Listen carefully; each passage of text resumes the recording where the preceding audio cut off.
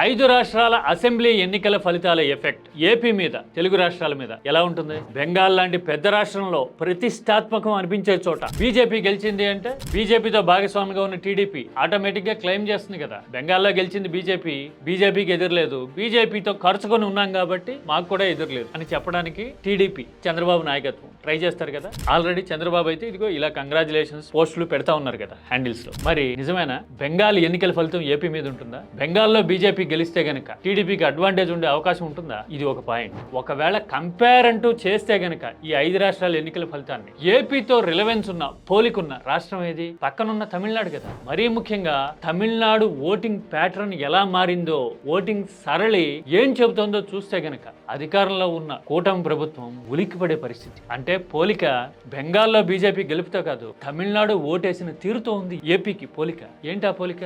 తమిళనాడు ఎలా వేసింది vote? Detail గా చూద్దామా?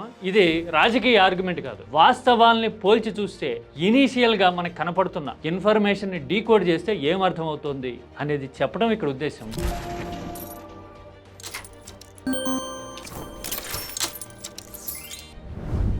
పూర్వకాలం కమ్యూనిస్టుల మీద ఒక జోక్ ఉండేది కదా, చైనాలో వర్షం పడితే ఇండియాలో కమ్యూనిస్టులు గుడిగేసుకు తిరుగుతారని. పాపం ఇప్పుడు కమ్యూనిస్టులు కేరళలో కూడా ఓడిపోయారు. ఏపీలో ఏ రాష్ట్రంలోనూ అధికారంలో లేరు, కనీసం అధికారంలో భాగస్వామిగా కూడా లేరు, సిగ్నిఫికెంట్ గా కూడా లేరు. ఇది కమ్యూనిస్టుల గురించి చెప్పడానికి కాదు, చైనాలో వర్షం పడితే ఇక్కడ గుడిగేసుకుంటారు అన్నట్టుగా ఏ రాష్ట్రంలో అయినా బీజేపీ గెలిస్తే అక్కడ గెలిచినట్టు మేము కూడా గెలుస్తాం అని టీడీపీ క్లెయిమ్ చేయడం ఈ మధ్యన అలవాటు అయిపోయింది కదా. ఎందుకని? వరుసగా గెలవడంలో బీజేపీ మాస్టరీ చేసేసింది కాబట్టి మేము కూడా గెలుస్తాం అని చెప్పాలన్న తాపత్రయం, తపన, ఊబులాటం. పైగా జనంలో కూడా ఎస్ఐఆర్ మీద, ఈసీ వ్యవహార సరళి మీద చాలా చర్చ ఉంది కదా. మరి బెంగాల్ ఎఫెక్ట్ గానీ, ఎస్ఐఆర్ డైమెన్షన్ లో ఆలోచించిన అలాంటి ఇంపాక్ట్స్ గానీ ఏపీలో పనిచేసే స్కోప్ ఏమైనా ఉంటుందా? ఉండకపోవచ్చు. ఎందుకని?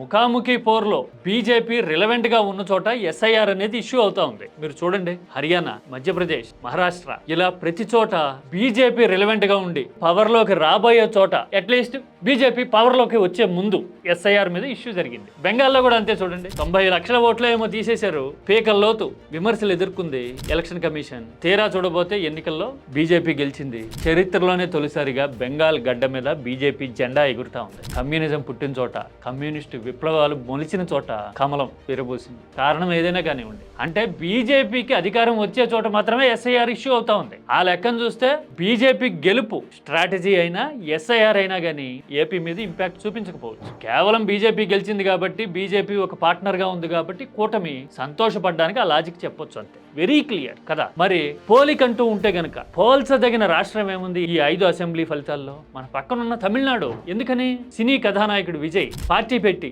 అప్రతిహతంగా సింగిల్ హ్యాండెడ్ గా ఎదురు లేకుండా గెలిచారనే అదొక్కటే కాదు, మరో కారణం కూడా ఉంది. మొదట విజయ్ గురించి మాట్లాడదాం. విజయ్ ఎలాంటి రాజకీయ అనుభవం లేకుండా నేరుగా పార్టీ పెట్టి ఎన్నికల్లో బరిలో దిగి అధికారంలోకి వచ్చేసారు కదా. పవన్ కళ్యాణ్ 2014 ముందు పార్టీ పెట్టారు, 14 ఎన్నికల్లో పోటీ చేయలే, 19 ఎన్నికల్లో పోటీ చేసినా గానీ 6% మాత్రమే వచ్చినాయి ఓట్లు. మళ్ళీ సమయం కోసం ఎదురు చూసి 2024 ఎన్నికల ముందే టీడీపీ పంచం చేరారు, పొత్తులో మాత్రమే పోటీ చేశారు.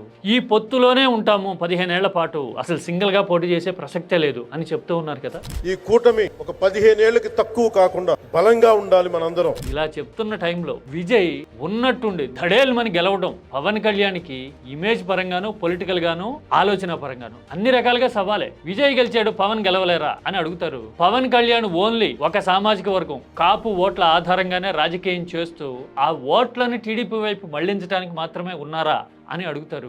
ఆ తర్వాత విజయ్ లాగాను మనం ఎందుకు ట్రై చేయకూడదు, 15 ఏళ్ల పాటు ఎందుకని ఇలాగే ఉండాలి అని జనసేనని సమర్థించే వాళ్లలో ఆలోచన గల వాళ్ళు ఎవరైనా ఉంటే గనుక వాళ్ళలో కూడా వస్తుంది ఈ థాట్. అంటే ఏ రకంగా చూసినా గానీ విజయ్ గెలుపు పవన్ కళ్యాణ్కి ఒక అన్వాంటెడ్ పోలిక తెచ్చింది, సవాల్ విసిరింది, సమాధానం చెప్పు అని అడుగుతుంది. మరి పవన్ కళ్యాణ్ ఇలాంటి సవాల్ని ఎలా తట్టుకుంటారు? ఇది ఇంపాక్ట్ నెంబర్ 1. మరి రెండోది ఏంటి?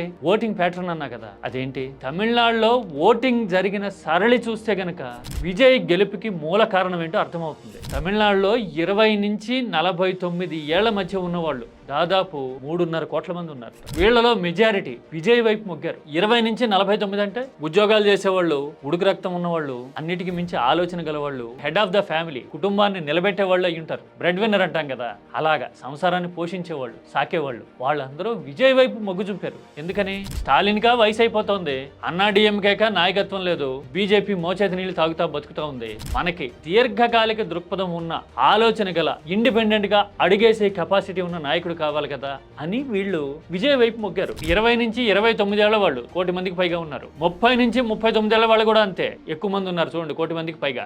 అలాగే 40 నుంచి 49 ఏళ్ల వాళ్ళు కూడా అంతే ఉన్నారు చూడండి. అంటే వీళ్ళందరూ క్యుములేటివ్ 3.5 కోట్ల మంది అనుకుంటే వాళ్ళు ఆలోచనలో పడ్డారు. భవిష్యత్తుని దృష్టిలో పెట్టుకుని ఆలోచించారు. కులాల కొట్లాటలో, రాజకీయ జెండాలతో, మురికి తన్నులాటలో కాదు, ఫ్యూచరిస్టిక్ గా ఉండే లీడర్ కావాలి అనుకున్నారు. విజయ్ కనిపించాడు, పిక్ చేశారు, సపోర్ట్ చేశారు. అంటే వర్కింగ్ క్లాస్ విజయ్ వైపు మొగ్గింది. ఇది గేమ్ చేంజర్. మరి ఇలాగే ఏపీ కూడా ఆలోచించగలదా? ఆలోచిస్తే గనక అమాంతం తలరాతలు మారిపోతాయి, తిరగబడతాయి. ఏపీలో కూడా అంతే, సేమ్ ఏజ్ బ్రాకెట్ ఉంది. ఓట్లు కూడా దాదాపు ఒక 4.5 కోట్లు ఉంటాయి అని అనుకుంటే అందులో 20 నుంచి 49 ఏళ్ల లోపు వాళ్ళు మోర్ దెన్ 60% ఉంటారు ఏపీలో కూడా. మరి భవిష్యత్తు ఉన్న నాయకత్వం ఎవరు, రిలవెంట్ గా ఫ్యూచర్ లో ఎవరు ఉండగలుగుతారు ఎక్కువ కాలం అని ఆలోచిస్తే, రెండోది ప్రచారాలు, రాజకీయ తన్నులాటలు, ఎంతసేపు మీడియాతో ప్రజల కళ్ళకి గంతలు కట్టించే ప్రయత్నాలు కాకుండా క్షేత్రస్థాయిలో ఏం జరుగుతూ ఉంది అని ఆలోచిస్తే గనక ఈ వర్కింగ్ సెక్షన్ ఏపీలో కూడా ఆటోమేటిక్గా రాజకీయం తిరగబడుతుంది.